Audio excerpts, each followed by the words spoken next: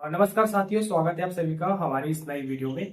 साथियों, जैसे कि आपको पता है कि हम बैंक ऑफ बड़ौदा के एक बैंक बीसी हैं और बहुत सारे लोगों ने हमारे पास जो है अकाउंट खुलवाते हैं और कुछ दिनों के बाद जो उनका जो अकाउंट होता है, कुछ कुछ कस्टमर्स का होता है, तो उनका जो अकाउंट होता है वो फ्रीजन की या यूपीआई अनब्लॉक की जो है समस्याएं उनके अकाउंट में देखने के लिए मिलती है।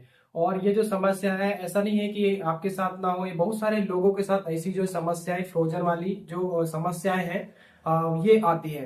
तो अभी जो है मेरे साथ मेरा भाई है, जो मैं इनसे पूछूंगा कि जो अकाउंट जो फ्रीज होता है तो वो किन किन कारणों से होता है और इसका क्या तरीका है, और हमारे अकाउंट में फ्रीजन की समस्याएं है ये कैसा पता करेंगे। तो सबसे पहले पूछेंगे कि अकाउंट क्यों फ्रीज होते हैं। तो चलिए आपसे हम क्वेश्चन पूछते हैं कि अकाउंट क्यों फ्रीज होते हैं, आप बताइएगा।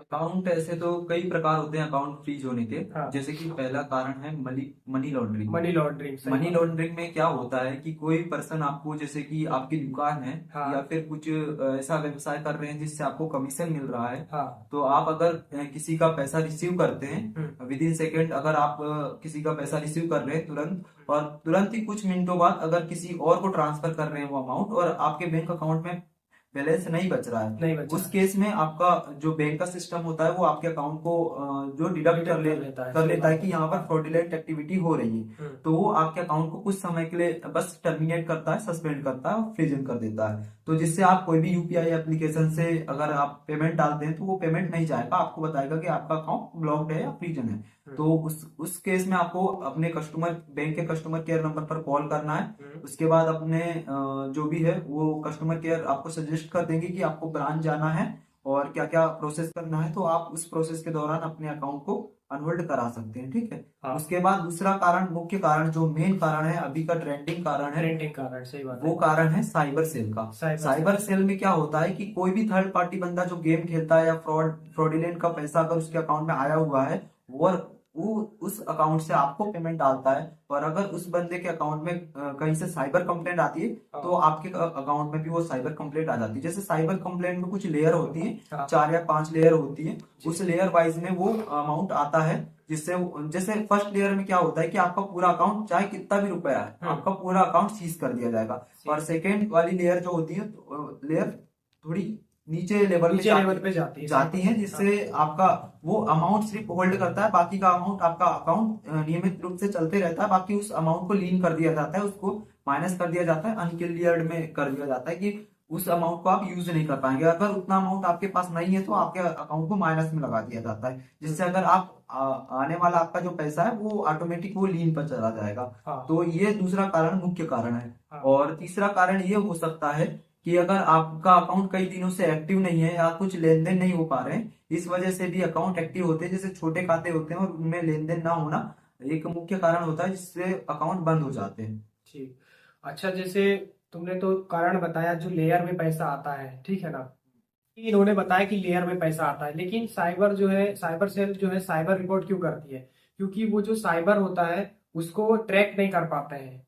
ट्रैक न कर पाने की वजह से जो हमारे अकाउंट्स होते हैं, इंडिविजुअल्स अकाउंट्स होते हैं या कस्टमर के अकाउंट्स होते हैं, उन पे जो है एक रिपोर्ट, साइबर रिपोर्ट हो जाती है, सबके जो है अकाउंट जो है फीस में चले जाते हैं। अभी तक इसका सोल्यूशन तो मुझे समझ में नहीं आया, क्या कोई सोल्यूशन है इसका? नहीं, इसका सोल्यूशन है। हम्म। इसका सोल्यूशन थोड़ा लंबा है, लंबा है क्योंकि सोल्यूशन। आपको ब्रांच से कोई भी सहायता नहीं मिलती है, कोई आपको सहायता सीधे नहीं। साइबर सेल ही जाना पड़ता है, जिस हाँ। साइबर सेल से आपका अकाउंट होल्ड हुआ है या लीन लगाया हुआ है आपके अकाउंट में। तो क्या होता है कि इसमें क्योंकि चेन वाइज होता है, चेन जैसे वाइज होता है। 17 लोगों के खाते में भी ये पेमेंट गया है तो सभी के अकाउंट में उतनी राशि लीन में लगा दी जाती है। जैसे कि मेरे ही अकाउंट में भी एक लीन राशि लगी थी। जैसे किसी थर्ड पार्टी बंदे ने मुझे 10,000 रुपए ट्रांसफर करे, हाँ। वो अब पता नहीं कहाँ के पैसे थे, तो उस पैसे से मुझे लगभग 24 घंटे के अंदर वो माइनस हो गए और वो लीन पर चला गया और होल्ड बैलेंस कर लिया गया। और वहां पर मुझे एक मैसेज आया जहां पर लिखा हुआ था कि आपको इस साइबर सेल से आपका रेफरेंस नंबर ये है और आपकी इतनी राशि होल्ड कर दी गई है साइबर कंप्लेंट के कारण। तो जब मैंने ब्रांच जाकर पता किया तो ब्रांच वालों ने बोला कि हम इसके बारे में आपको कोई भी सहायता नहीं दे सकते हैं, वो बस आपको जानकारी बताएंगे कि कहाँ से लगा है, क्यों लगा है और किस बंदे ने लगवाया है। उसका कॉन्टेक्ट डिटेल भी दे सकते हैं, वो शेयर कर सकते हैं, अगर शेयर कर दे तो अच्छी बात है। और आपको जिस साइबर सेल से लगा है उस साइबर सेल को या तो एक मेल करना होता है या फिर वहां पर जाना पड़ता है और उनसे एनओसी लेना पड़ता है। एनओसी एनओसी लेना पड़ता है। अगर आप ये सारी प्रोसेस नहीं कर सकते तो आपके यहाँ के लोकल वकील को पकड़ के आप ये काम करवा सकते हैं। अब देखिए, इससे जो है आप जो है बच कैसे सकते हैं। जब भी आप किसी से अमाउंट लिए तो आप जो है किसी अदर स्टेट वाले से जब भी आप अमाउंट ले तो उससे आप बचिए। दूसरा है कि आप किसी भी अनजान व्यक्ति से पेमेंट एक्सेप्ट ना करें तो बेहतर होगा, ठीक है ना, सही बात है ना। हाँ, और जब भी आप किसी को पैसा डालें तो आप सोच समझ कर पैसा डालें, और ज्यादा से ज्यादा हो सके, जैसे हमारा बैंक ऑफ बड़ौदा का बैंक बीसी है तो आप हमारे बैंक बीसी से आप जो है लेन देन आप कर सकते हैं। इससे आपको कोई दिक्कत नहीं है कि चाहे पैसा भेजना हो चाहे निकालना हो। तो ये सारी, और इसके अलावा अभी हमारे यहाँ हमारे सेंटर में कुछ दिनों पहले एक बुजुर्ग व्यक्ति आए थे। उनको तो कुछ पता ही नहीं है कि साइबर सेल क्या होती है और क्या होता है। उनकी पेंशन का पैसा भी उसी में आता था, और जो प्रधानमंत्री का जनधन जो जो भी स्कीम का जो पैसा था उस अकाउंट में आता था। और वो शायद कौन सी बैंक का था, महाराष्ट्र बैंक का, बैंक ऑफ महाराष्ट्र का था। और उनका अभी भी जो है 12,000 रुपए कुछ अकाउंट में फंसा है, उनको पता ही नहीं है। जब उन्होंने जब रिपोर्ट चेक किया, जब हमने निकाला तो पता चला कि साइबर के थ्रू उनकी जो फर्स्ट लेयर के अनुसार वो जो है अकाउंट में पूरी लीन लगी है, और उससे रिलेटेड जितने भी अकाउंट में पैसा गया था वो सारे अकाउंट जो है फ्रीज में चले गए हैं, और वो अकाउंट अभी भी ओपन नहीं हो रहे हैं। तो आपसे निवेदन है कि अगर आप हमारे बैंक ऑफ बड़ौदा के जो कस्टमर हैं, ग्राहक हैं, तो आप जो है इन सारी चीजों से बचिए, और हमारे से अधिक जानकारी आप लीजिए, और हमारे चैनल से आप जुड़िए। ऐसी छोटी मोटी जानकारी हमारे चैनल पर आपको मिलते रहेंगी।